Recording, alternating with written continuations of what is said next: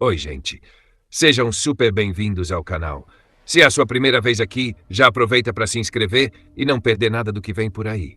Se curtir o vídeo, deixa seu like e comenta aí o que achou. Isso ajuda muito o canal a crescer. E se quiser dividir a sua opinião sobre a história ou sugerir algo para os próximos vídeos, o espaço dos comentários é todo seu. E não esquece de ativar o sininho para receber as novidades sempre em primeira mão. Bora pro vídeo de hoje. Ângelo era um jovem como qualquer outro.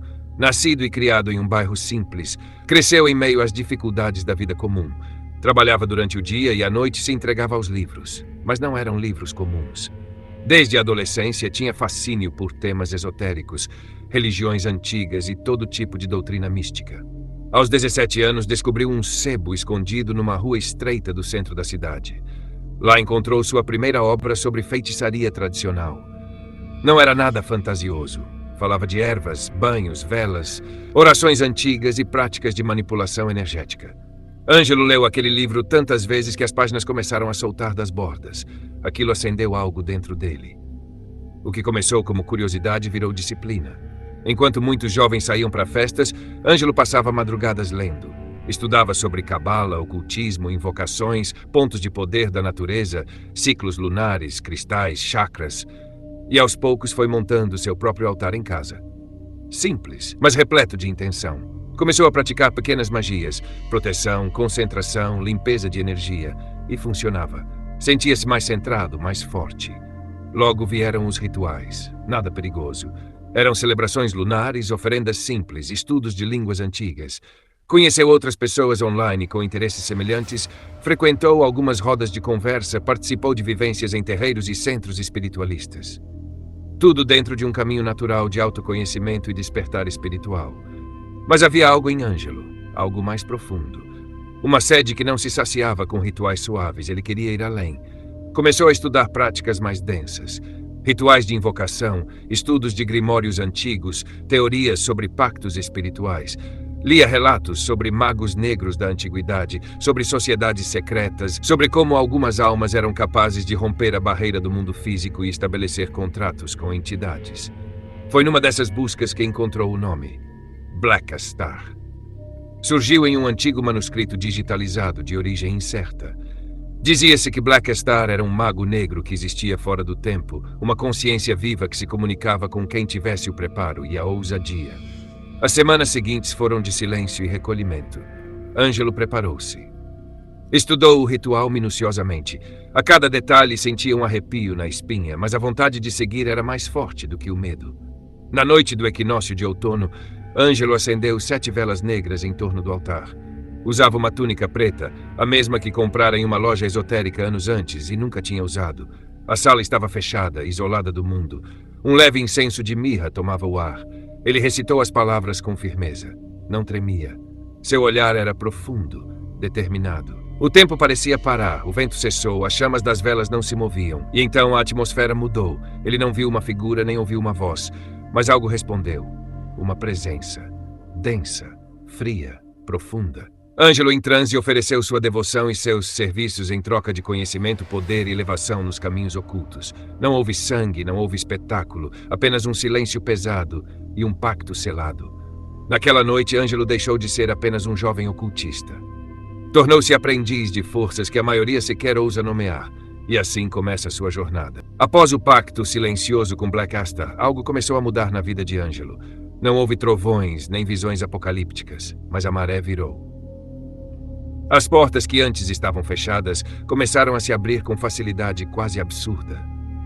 Em menos de 3 meses, Ângelo conseguiu um novo emprego, um cargo melhor, com salário acima da média.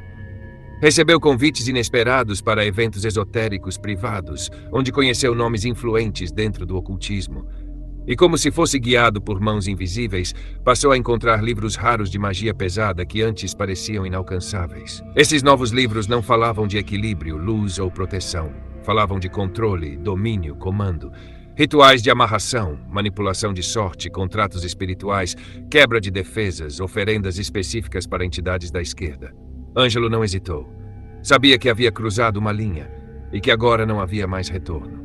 Com o dinheiro que começou a juntar, montou um espaço discreto em um bairro afastado. Era uma casa comum por fora, mas por dentro. O ambiente era outro. Havia velas, estátuas, sigilos desenhados com precisão milimétrica, ervas raras, ferramentas ritualísticas, tudo no lugar certo. Logo começaram a chegar as pessoas, indicações feitas em silêncio, vozes que se espalhavam entre aqueles que sabiam onde procurar. Não eram curiosos nem crentes desesperados, eram pessoas dispostas a pagar bem por resultados. E Ângelo entregava. Ele fazia trabalhos para todo tipo de fim. Amarrações amorosas para aqueles que queriam alguém de volta ou alguém que nunca foi seu. Destruição de rivais, com rituais minuciosos e silenciosos. Rituais de prosperidade para empresários e autônomos que buscavam subir a qualquer custo. Fortalecimento de aura, abertura de caminhos, quebra de demandas alheias. Não havia julgamento. Ângelo fazia o que era pedido, desde que bem pago. E quanto mais fazia, mais via os efeitos do pacto refletirem em sua vida. Tudo fluía a seu favor. Ele conseguia ler as pessoas com um simples olhar. Sabia o que elas carregavam, o que desejavam, o que temiam. Aprendeu a manipular com poucas palavras, com gestos sutis, com rituais rápidos feitos antes de cada atendimento. Sua fama cresceu, e com ela sua conta bancária. Mas o que poucos sabiam era que todas as noites, antes de dormir, Ângelo acendia uma vela negra no centro do altar e oferecia o que havia colhido ao nome que agora guiava seus passos.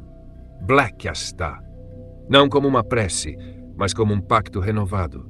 Ele sabia que tudo aquilo tinha um preço e estava disposta a pagar, porque o verdadeiro poder ainda estava por vir. Ângelo já não era mais o mesmo homem que fez aquele ritual anos atrás. Seu olhar era mais frio, seus gestos calculados e sua vida cada vez mais cercada de conforto, poder e segredos. Mas mesmo com o sucesso e a força crescente, havia algo que o incomodava. Uma sensação constante de ser observado. Às vezes, em meio a um atendimento, Ângelo sentia uma presença atrás dele, um sussurro que só ele ouvia. À noite, em seus rituais, as chamas tremulavam, como se algo ali o observasse de perto. Foi numa madrugada chuvosa que tudo mudou. Ângelo estava só em casa, fazendo um ritual de invocação para um novo contrato. Era algo mais forte, mais ousado. Ele buscava abrir portais energéticos para atrair entidades específicas de alto poder. Mas algo saiu errado. No meio do ritual, uma descarga atravessou o ambiente. A vela apagou. Ângelo cambaleou para trás, como se algo o tivesse empurrado. Sentiu o peito apertar. Uma dor forte. E então silêncio. Ângelo caiu, o corpo imóvel no chão da sala ritualística. Sem gritos, sem agonia. Apenas o fim. Mas não para ele. A consciência se manteve. E quando ele abriu os olhos, não estava mais em sua casa, estava em outro lugar. O céu era vermelho escuro, como sangue seco. O ar era denso, difícil de respirar. As ruas eram largas, mas vazias, com edifícios imensos e abandonados que se erguiam por todos os lados. Placas em línguas estranhas. Um silêncio profundo cortado por lamentos distantes. Estava em Nova Babilônia, uma região do umbral. Sombria, mas não caótica. Ali, tudo parecia organizado, mas frio, sem vida. Uma cidade espiritual abandonada, onde almas perdidas vagavam como sombras, cada uma presa aos próprios tormentos. Ângelo andou por horas, talvez dias. O tempo ali era confuso, entrava em prédios vazios, quartos escuros, corredores infinitos. Via sombras nas janelas, vultos nos cantos, mas nada o tocava. Ele estava sendo ignorado. Como se não pertencesse totalmente àquele lugar. Até que numa das vielas sombrias, 2 homens o pararam, sujos, vestindo roupas escuras, mas com um olhar atento. "Você é Ângelo", disse um deles sem rodeios. "Te esperávamos", completou o outro. Ângelo não entendeu de imediato, mas algo dentro dele reconheceu e aceitou. Ele sabia que não estava ali por acaso. Aqueles 2 o guiaram pelas vielas estreitas da cidade decadente. Subiram escadas, cruzaram pontes, passaram por vielas com símbolos gravados nas paredes, até chegar ao topo de um edifício antigo, onde uma presença poderosa os aguardava. Lá estava ele. Imponente, vestes negras, olhar penetrante. Não era uma figura comum. Sua forma oscilava entre o humano e o abstrato, como se fosse feito de sombras e vontades. Ângelo se ajoelhou, instintivamente. Blackastar não falou, apenas estendeu a mão. O reencontro estava selado. Agora Ângelo estava no seu verdadeiro caminho. Ângelo agora era um espírito do umbral, mas não qualquer espírito. Ele era um servo de Blackastar, e seu tempo de colheita havia começado. Tudo o que recebera em vida, os livros raros, o dinheiro fácil, as mulheres, o prestígio, agora cobrava o preço. E o preço era alto. Blackastar não era um mestre misericordioso. Era frio, exigente e com um plano muito claro: infiltrar seus servos entre os vivos para sugar tudo o que pudessem. Energia, emoção, vitalidade. Ângelo tinha uma missão, e ele aceitou como quem cumpre um contrato escrito com o próprio destino. Atravessando os véus entre o umbral e o mundo físico, ele começou sua nova existência. Não era mais visível aos olhos comuns, mas sua presença era real, pesada e nefasta.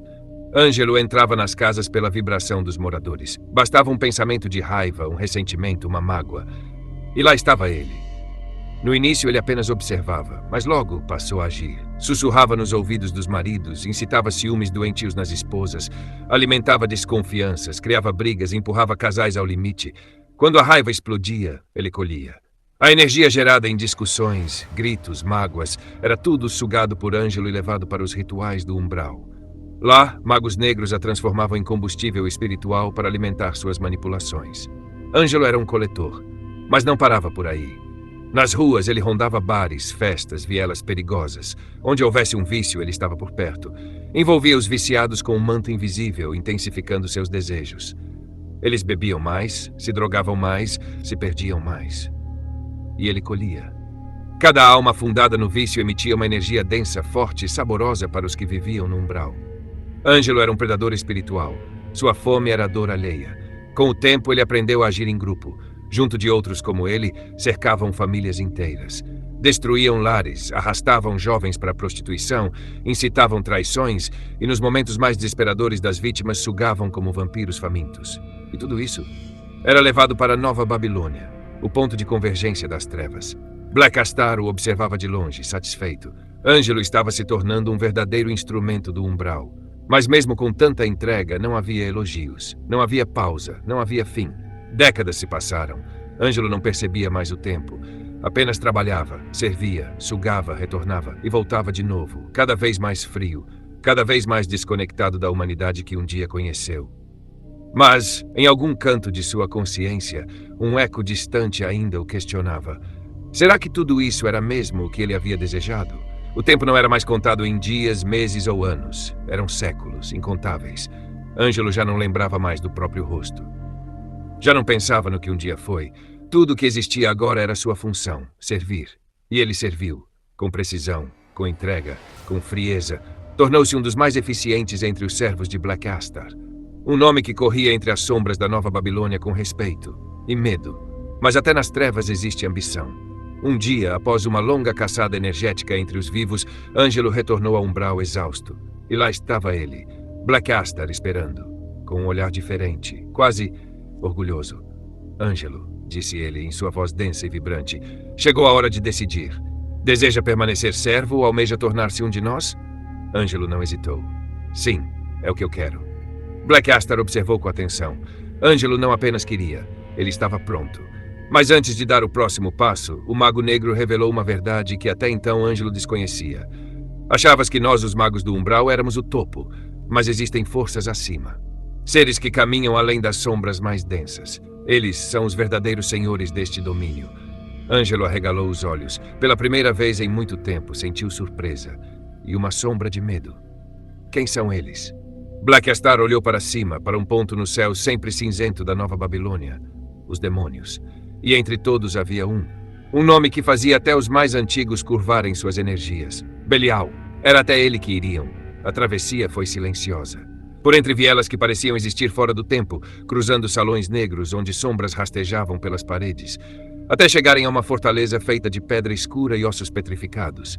Lá dentro, o ar era denso, quase líquido. E no centro do trono, entre velas eternas e fumaça viva, estava ele, Belial. A presença era sufocante. Um ser colossal, de olhos vermelhos como o sangue de um planeta moribundo.